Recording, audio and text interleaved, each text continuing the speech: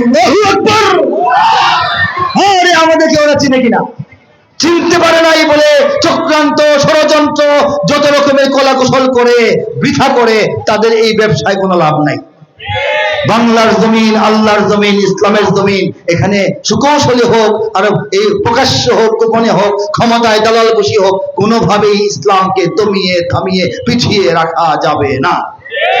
ঠিক না? সাহাবায়ে কেরামের আগমনের দ্বারা এই দেশে ইসলাম এসেছে 618 খ্রিস্টাব্দে, এখন 2024।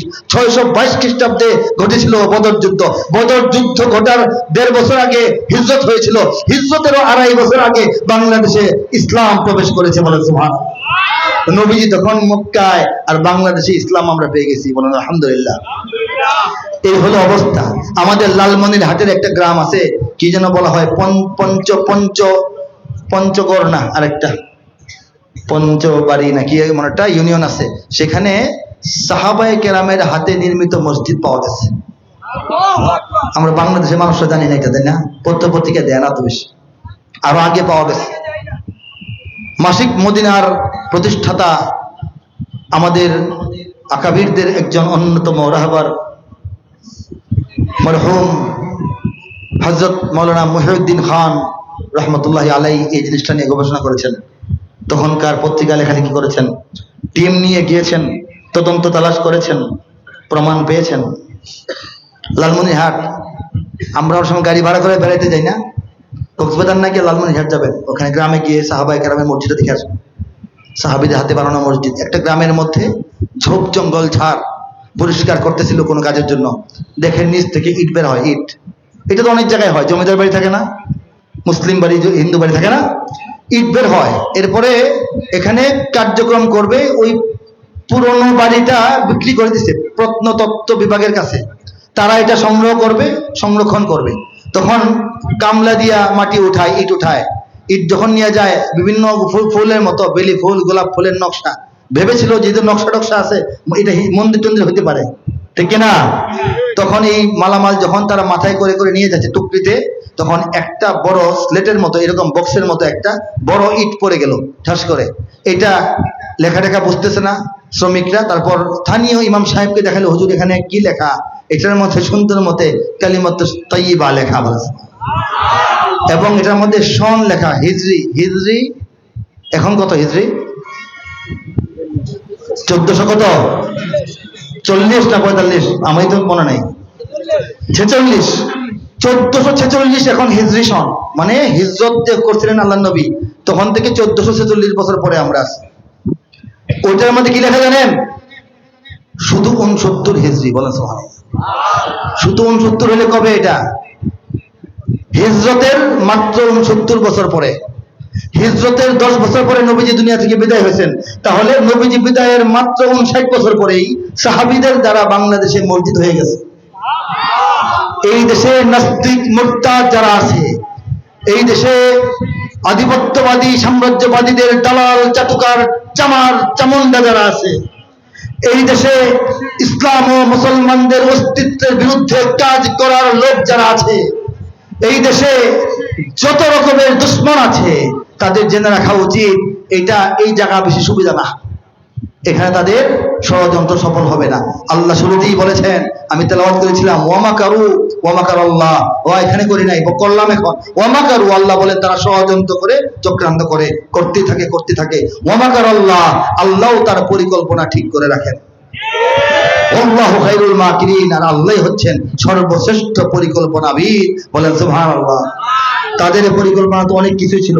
তাদের পরিকল্পনা ছিল বাংলাদেশে মাহফিল বন্ধ হয়ে যাবে, তাদের পরিকল্পনা ছিল বাংলাদেশে মাদ্রাসা বন্ধ হবে, তাদের পরিকল্পনা ছিল বাংলাদেশে মসজিদের সংখ্যা কমবে, তাদের পরিকল্পনা ছিল বাংলাদেশের তাবলীগ হারায় যাবে, তাদের পরিকল্পনা ছিল বাংলাদেশের ইসলাম ধর্মের বইয়ের মধ্যে মন্দিরের ছবি ঢুকবে, তাদের পরিকল্পনা ছিল শিক্ষা ব্যবস্থা ধ্বংস হবে, তাদের পরিকল্পনা ছিল সংস্কৃতির নামে বিদেশি সংস্কৃতি, বিজাতীয় সংস্কৃতি এই জাতিকে শেখানো হবে, তাদের ষড়যন্ত্র ছিল এদেশের এই তরুণরা, যুবকরা মোবাইল টিপাটিপি করতে করতে গুন্ডা বদমাশ হয়ে নষ্ট হয়ে যাবে। কিন্তু তাদের পরিকল্পনা ছিল এইটা। আল্লাহর পরিকল্পনা ছিল যে না, এত সহজ না, এই দেশে নতুন বিপ্লব ঘটবে, ঠিক না? সেই বিপ্লবের চূড়ান্ত জায়গায় নেওয়া মানে ইসলাম, বাংলাদেশকে ইসলামের কোল পর্যন্ত উঠায় দেওয়া। সেই কাজটা আমাদের করতে হবে। কারা তৈরি আছি? লিল্লাহি তাকবীর, লিল্লাহি তাকবীর। এর জন্য আমাদের মানসিক ঐক্য দরকার। আর গোটা বিশ্বের মুসলমানদের সঙ্গে অন্তরের সম্পর্ক আরো ঘনিষ্ঠ করা দরকার। কারণ গোটা দুনিয়ার মুসলমানরা একটা জাতি, একটা দেহের অঙ্গ প্রত্যঙ্গ আমরা, ঠিক কিনা বলেন? আপনার চোখের মধ্যে কেউ গুঁতো মেরেছে, আপনি চোখে ব্যথা পেয়েছেন, তাহলে আপনার একেবারে সারা শরীরে ব্যথা পাচ্ছেন কেন? ব্যথা তো চোখে।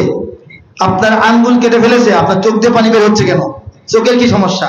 সমস্যা এটাই যে একটাই দেহ, ঠিক কিনা? কাজেই ইরাকে যখন আক্রমণ হয় বাংলাদেশ ব্যথিত হয়, আরাকান যখন নির্যাতিত হয় বাংলাদেশে রক্তক্ষরণ হয়, ফিলিস্তিনকে যখন নিষ্পেষণ করা হয় বাংলাদেশ আগুনে জ্বলে ওঠে, ঠিক কিনা বলেন? এটা হচ্ছে মুসলিম জাতীয়তাবাদ। শুরুতে যে কথা বলে শুরু করেছিলাম, সেই জাতীয়তাবাদ ভুললে চলবে না। গোটা বিশ্বের 200 কোটি মুসলমানের 20 কোটি মুসলমান আমরা এই বাংলাদেশে আছি, বলেন আলহামদুলিল্লাহ। গোটা পৃথিবীর মুসলমানদের খেদমতে শুধু নয়, নেতৃত্বেও আল্লাহ পাক আমাদেরকে এখন কাজে লাগাচ্ছেন। কিছু নমুনা তো বললাম, ঠিক কিনা বলেন?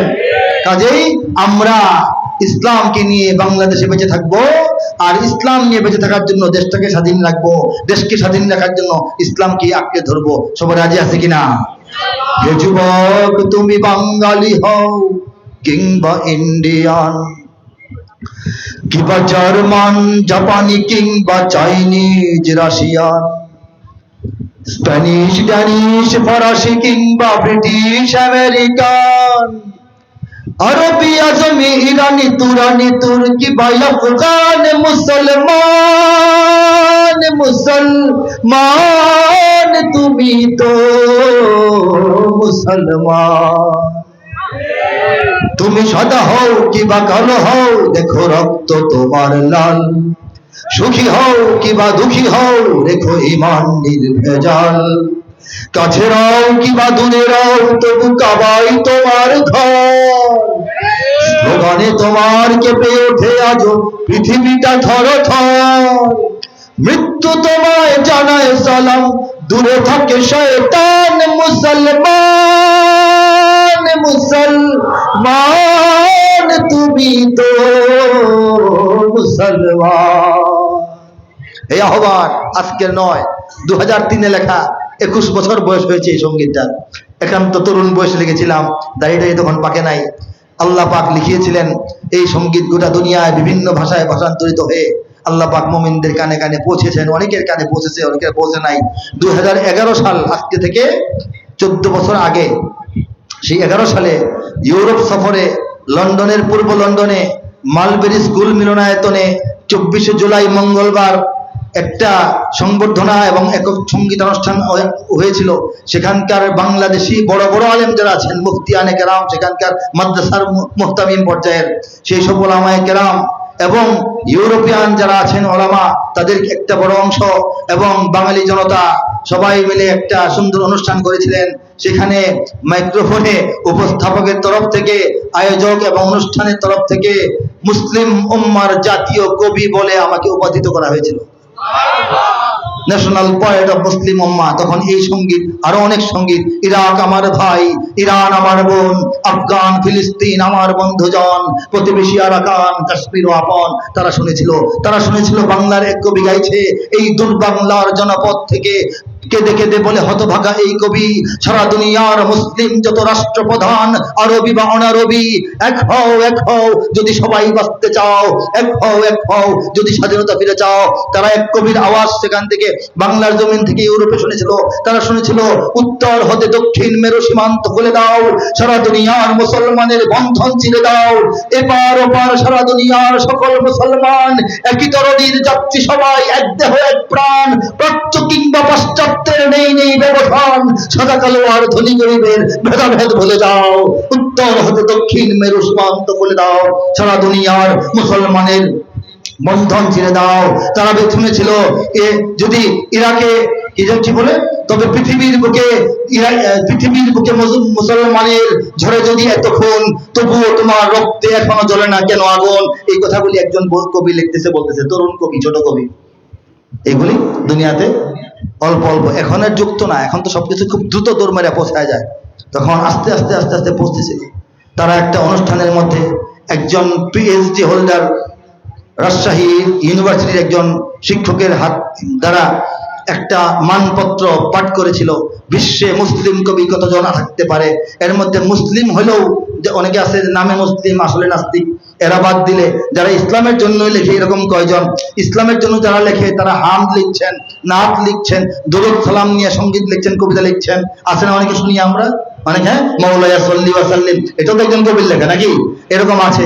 কিন্তু গোটা বিশ্বের মুসলমানদের বর্তমান সময়ের সংকট, সমাধান, সম্ভাবনা, আশঙ্কা, আতঙ্ক, স্বপ্ন, আকাঙ্ক্ষা নিয়ে লিখতেওয়ালা কবি কয়জন? এর মধ্যে ফিলিস্তিনের দু একজন, এই বিভিন্ন জায়গার অল্প কিছু কবির নাম তারা আলাদা করেছেন।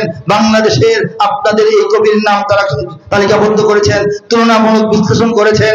কবিতার ভাষা, কবিতার ভাব, কবিতার গভীরতা, কবিতার শব্দচয়ন, কবিতার আলোড়ন, কবিতার সুরারোপ, কবিতার যে প্রাঞ্জল উদ্দীপনা, এইগুলিকে চিন্তায় নিয়ে তারা ঘোষণা দিয়েছিলেন ন্যাশনাল পোয়েট অফ মুসলিম উম্মাহ, মুসলিম উম্মার জাতীয় কবি। তখন আমি এটার যোগ্য ছিলাম না, এখনো এটার যোগ্য হতে পারে নাই। কিন্তু একটা ছোট মানুষকে যেমন আমরা বড় লকব দিয়া কাজ করার উৎসাহ দেই, আমাকে তারা উৎসাহিত করেছিলেন। সেই কাজটা যেন করে যেতে পারি, যতদিন বেঁচে আছি আপনারা দোয়া করবেন। সারা দুনিয়ার মুসলমানদের ঐক্য দরকার না? দেশ পরিচয়ে যদিও আমরা বাংলাদেশি সবাই, দেশ পরিচয়ে যদিও আমরা বাংলাদেশি সবাই, মুসলিম বলে আমাদের কোনো সীমানা তো বাধা নাই। चीनो अरब हमारा, हिंदुस्तान हमारा, मुस्लिम हो हम वतन है सारा जहां हमारा। तौहीद की अमानत है सीनों में हमारे, आसान ही मिटाना नामो निशा हमारा। বাধা ভয়হীন মুক্ত স্বাধীন আমরা মুসলমান, যেখানেই আছে একটি মুমিন সেখানে হবে আযান। আল্লাহর দেওয়া ফরমান সে তো আমাদের কুরআন, মুসলিম মোরা মানুষের গড়া মানি না কোনো বিধান। অত্যাচারীর খোলা তলোয়ার, কোন হুঁশিয়ারি কোন হুঙ্কার, অত্যাচারীর খোলা তলোয়ার, কোন হুঁশিয়ারি কোন হুঙ্কার। রক্ত চক্ষু ফাঁসির রজ্জু মোরা নাহি ভয় পাই, মোরা নাহি ভয় পাই, মোরা নাহি ভয় পাই। মুসলিম বলে আমাদের কোন সীমানা তো বাধা নাই। बातिल से दबने वाले ऐ आसमान ही हम जुबार कर चुका है तो इम्तिहान हमारा। तौहीद की अमानत है सीनों में हमारे, आसान ही मिटाना नामो निशा हमारा। তৌহিদের আমানত, একত্ববাদের পাওয়ার শক্তি আল্লাহ আমাদের হৃদয়ে হৃদয়ে ভরে দিয়েছেন। আমাদের নাম গ্রন্থ নিশানা মুছে ফেলার চেষ্টা বাংলার জমিনেও সফল হবে না, বিশ্বের কোন জমিনেই সফল হবে না। আল্লাহ আমাদেরকে কবুল করুন, আল্লাহ আমাদের পথ সহজ করুন, আল্লাহ আমাদের নেক চিন্তা ভাবনা কর্ম কৌশলকে সহজ করুন, কবুল করুন। আমাদেরকে নিরাপদ রাখুন, আমাদেরকে হেদায়েতের উপর কায়েম রাখুন। وآخر دعوانا أن الحمد لله رب العالمين والصلاة